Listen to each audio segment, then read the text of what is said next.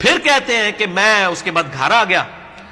گھر آیا تو کچھ ہی دیر کے بعد میرا ایک دوست میرے پاس آیا.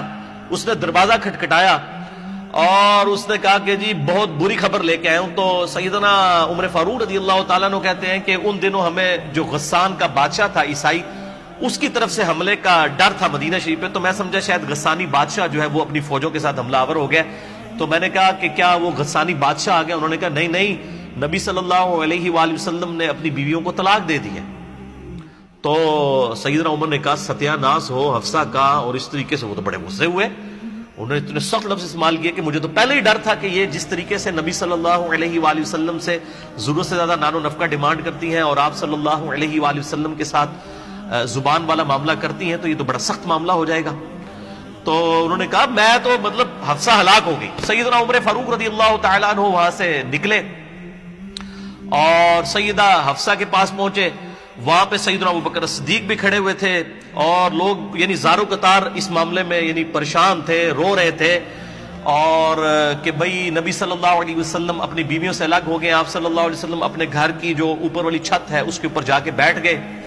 اور سیدنا عمر فاروق رضی اللہ تعالی عنہ اسی طرق میں آتا ہے طریق میں صحیح مسلم کے کہ جا کے انہوں نے یعنی سیدہ حفصہ کو بھی مارا اور سیدنا ابوبکر صدیق نے جا کے سیدہ عائشہ کو مارا کہ تم نے اس طریقے سے حرکت کیوں کی ہے. اور پھر سیدنا عمر جو ہے اجازت لے کے نبی صلی اللہ علیہ وسلم کی خدمت میں حاضر ہوئے، سیڑھیاں چڑھ کے اوپر گئے اور انہوں نے جو گھر کا نقشہ کھینچا ہے، یقین کریں انسان کی آنکھوں میں آنسو آ جاتے ہیں. گھر میں کوئی بھی چیز نہیں سوائے ایک چمڑے کا تکیہ جس کے اندر کھجور کے جو ہے وہ پتے بھرے ہوئے ہیں، اور آپ صلی اللہ علیہ وسلم نے ایک تہمت پہنی ہوئی ہے، اوپر بھی کوئی چادر نہیں ہے، نہ کوئی قمیض ہے، اور ایک کھجور کی چھال کے اوپر آپ صلی اللہ علیہ وسلم لیٹے ہوئے ہیں. آپ کے جسم مبارک کے اوپر بھی جو ہے وہ اس کھجور کی چھال کے نشان ہے.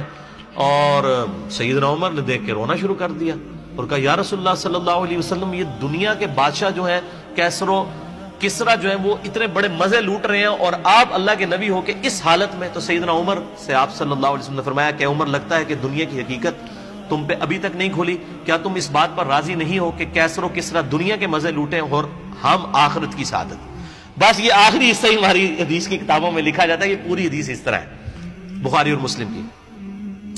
بہرحال پھر انہوں نے سیدنا عمر کہتے ہیں کہ نبی صلی اللہ علیہ وآلہ وسلم انتہائی غمناک تھے، تو میں نے کوشش کی کہ میں کوئی ایسی بات کروں کہ آپ کو ہنساؤں. تو پھر کہتے ہیں کہ میں نے آپ صلی اللہ علیہ وآلہ وسلم سے وہ سارا قصہ بیان کیا اور میں نے کہا یا رسول اللہ دیکھیں جب تک ہم مکے کے اندر تھے ہماری بیویوں کی جرت نہیں ہوتی تھی کہ وہ ہمارے ساتھ زبان درازی کریں. جب ہم مدینے میں آئے ہیں اور یہاں پہ بھی انصار کی عورتوں کو دیکھ کے ہماری بیویاں بھی مطلب وہ اس طریقے سے زبان درازی کرنا شروع ہو گئی ہیں. اور یہ نبی صلی اللہ علیہ وسلم یہ جب باتیں سنی تو آپ صلی اللہ علیہ وسلم ہلکے سے مسکرائے، یعنی ان کی ان باتوں کی وجہ سے کہ بھئی یہ تو ریئلٹی بیان کر رہا ہے، ایسا ہی ہوا ہے. اور پھر اسی طریقے سے پھر انہوں نے بتایا کہ میں نے تو اس طرح کیا حفصہ کے ساتھ، اور پھر میں جو ام سلمہ کے پاس گیا تو ام سلمہ نے مجھے کہا کہ تجھے کیا ضرورت تھی نبی کے گھر میں دخل دینے کی. تو پھر سیدنا عمر کہتے ہیں کہ مجھے بڑی شرمندگی ہوئی. تو اس بات پہ بھی نبی صلی اللہ علیہ وآلہ وسلم بڑے مسکرائے کہ شرمندگی اس بات پہ ہوئی کہ میں نے اپنی بیٹی کو کیوں مارا ہے جا کے.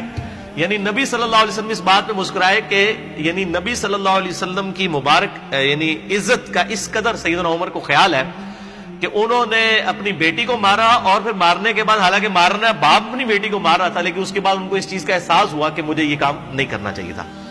نبی صلی اللہ علیہ وآلہ وسلم نے بعض معاملات کے اندر جو ہے وہ مطلب مسکراہٹ کا اظہار فرمایا اور ساتھ ساتھ اپنا سر مبارک بھی ہلایا.